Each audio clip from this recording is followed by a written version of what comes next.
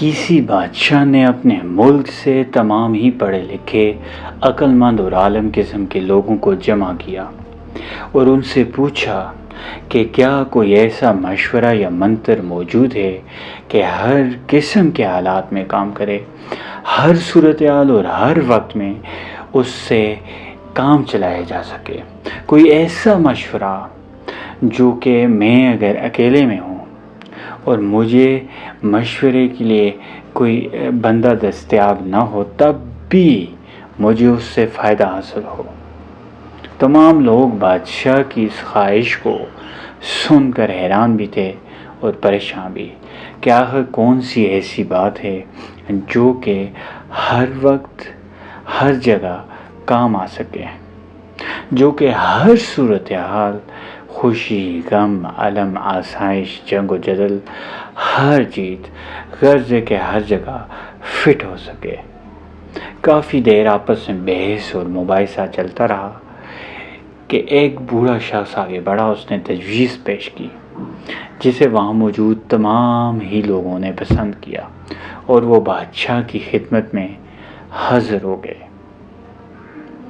انہوں نے بادشاہ کی خدمت میں ایک کاغذ پیش کیا اور کہنے لگے کہ حضور، اس کاغذ کے اندر وہ منتر موجود ہے جس کی خواہش آپ نے کی تھی۔ شرط صرف یہ ہے کہ آپ اس کو صرف اسی وقت کھول کر دیکھیں گے جب آپ تنہائی میں ہو یا اکیلے ہوں اور آپ کو کسی کی مدد درکار ہو یا مشورہ۔ بادشاہ نے ان کی اس تجویز کو مان لیا اور کاغذ کو نہایت حفاظت کے ساتھ اپنے پاس رکھ لیا۔ ابھی زیادہ وقت نہیں گزرا تھا کہ پڑوسی دشمن ملک نے اچانک بادشاہ کے ملک پر حملہ کر دیا۔ حملہ اتنا اچانک اور شدید تھا کہ بادشاہ اور اس کی فوج بری طرح شکست کھا گئے۔ فوج نے اپنے بادشاہ کے ساتھ مل کر اپنے ملک کے دفاع کی بہت کوشش کی، لیکن انہیں ہر محاذ پر پسپائی ہی اختیار کرنا پڑی۔ دشمن ملک کے سپاہی بادشاہ کو پکڑنے کے لیے اس کے پیچھے لگ گئے اور بادشاہ تھا کہ اپنی جان بچانے کے لیے گھوڑے پر بھاگ نکلا۔ بھاگتے بھاگتے وہ پہاڑ کے اس مقام پر پہنچ گیا کہ جہاں دوسری طرف گہری کھائی تھی اور ایک طرف دشمن کے سپاہی اس کا پیچھا کر رہے تھے اور قریب سے قریب ہوتے چلے جا رہے تھے۔ اس صورتحال میں اسے اچانک اس منتر کا خیال آیا جو کہ اسے ایک بوڑھے شخص نے پیش کیا تھا اور لوگوں کی تائید اس کو حاصل تھی۔ اس نے فوراً اپنی جیب سے وہ کاغذ نکالا اور پڑھنا شروع کر دیا۔ اس کاغذ پہ لکھا تھا کہ یہ وقت بھی گزر جائے گا۔ بادشاہ نے حیران ہو کر 3-4 دفعہ اس تحریر کو پڑھا۔ اسے خیال آیا کہ یہ بات تو بالکل صحیح ہے۔ ابھی کل ہی وہ اپنی حکومت میں سکون کی زندگی گزار رہا تھا اور تمام عیش و آرام اسے میسر تھا، اور آج وہ دشمن کے چنگل سے بچنے کے لیے بھاگتا پھر رہا ہے۔ جب عیش و آرام کے دن گزر گئے تو یقیناً یہ مشکل وقت بھی گزر جائے گا۔ یہ سوچ کر وہ پرسکون ہو گیا اور پہاڑ کے آس پاس جو قدرتی مناظر تھے انہیں دیکھنے لگا۔ کچھ ہی دیر میں اسے گھوڑوں کی سموں کی آوازیں معدوم ہوتی سنائی دی۔ شاید دشمن کے سپاہی کسی اور طرف نکل چکے تھے۔ بادشاہ چونکہ ایک بہادر اور ذہین آدمی تھا، سو جنگ کے بعد اس نے اپنے لوگوں کا کھوج لگانا شروع کر دیا۔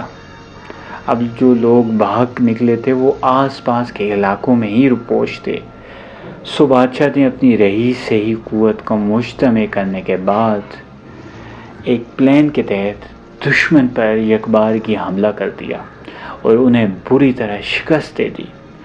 جب وہ فاتحانہ انداز میں اپنی مملکت میں واپس جا رہا تھا تو اس کے ملک کے تمام ہی لوگ استقبال کے لیے جمع تھے، اپنے بہادر بادشاہ کے استقبال کے لیے۔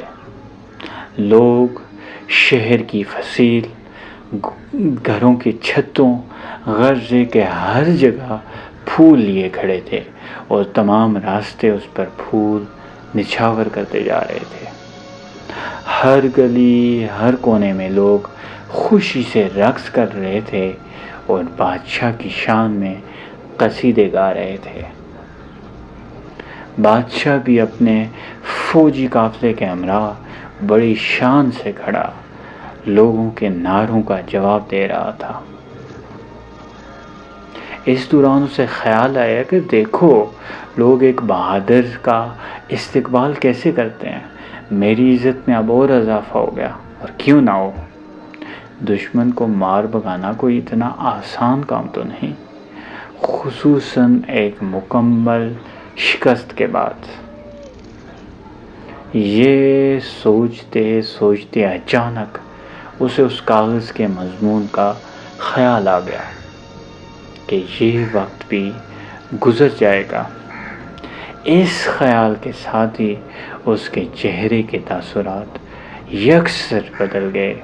اپنے آپ پر جو اسے غرور تھا ایک ہی لمحے میں ختم ہو گیا، اور اس نے سوچا کہ اگر یہ وقت بھی گزر جائے گا تو یہ وقت میرا نہیں، یہ لمحے، یہ حالات میرے نہیں، یہ ہار اور یہ جیت بھی میری نہیں۔ ہم صرف دیکھنے والے ہیں، ہر چیز کو گزر جانا ہے، اور ہم صرف ایک گواہ ہیں۔ ہم صرف محسوس کرتے ہیں، زندگی آتی ہے اور چلی جاتی ہے، خوشی اور غم کا بھی یہی حال ہے۔ اپنی زندگی کی حقیقت کو جانچیں، اپنی زندگی میں خوشی، مسرتوں، ہار جیت اور غم کے لمحات کو یاد کیجیے۔ کیا وہ وقت مستقل تھا؟ وقت چاہے کیسا بھی ہو آتا ہے اور چلا ہی جاتا ہے، زندگی گزر جاتی ہے، ماضی کے دوست بھی بچھڑ جاتے ہیں، جو آج دوست ہیں وہ کل نہیں رہیں گے، ماضی کے دشمن بھی نہیں رہے اور آج کے دشمن بھی ختم ہو جائیں گے۔ اس دنیا میں کچھ بھی، کوئی بھی شے مستقل نہیں، سب کو زوال پذیر ہونا ہے۔ ہر چیز تبدیل ہو جاتی ہے، لیکن تبدیلی کا قانون نہیں بدلتا۔ اس بات کو اپنی زندگی کے تناظر میں سوچیں۔ آپ نے کئی تبدیلیوں کو زندگی میں دیکھا ہوگا، کئی چیزوں کو تبدیل ہوتے ہوئے مشاہدہ بھی کیا ہوگا۔ آپ کی زندگی میں کئی بار غم اور شکست کے حالات بھی آئے ہوں گے، اور اس طرح آپ نے کئی پرمسرت حالات بھی، لمحات بھی گزارے ہوں گے۔ دونوں قسم کے وقت کو گزر جانا ہے، کچھ بھی ہمیشہ کے لیے نہیں ہے۔ ہم اصل میں پھر کیا ہیں؟ اپنے اصل چہرے کو پہچانیے۔ ہمارا چہرہ بھی تو اصل نہیں ہے، اس نے بھی وقت کے ساتھ ساتھ تبدیل ہی ہو جانا ہے۔ تاہم آپ کے اندر کچھ نہ کچھ ایسا ہے جو کبھی تبدیل نہیں ہوتا اور ہمیشہ ایسا ہی رہتا ہے۔ کیا چیز ہے آخر جو آپ کے اور میرے اندر غیر متغیر ہے؟ شاید آپ اور میرے اندر کا صحیح انسان۔ آپ صرف تبدیلی کی گواہ ہیں، محسوس کریں اور اسے سمجھیں۔ اپنی زندگی کی منفی تبدیلیوں کو محسوس کریں اور اپنی ذات سے اس پر قابو پانے کی ہر ممکن کوشش کریں، اور یاد رکھیں ہمیشہ اور باقی رہنے والی ذات صرف اللہ تبارک و تعالیٰ کی ہے۔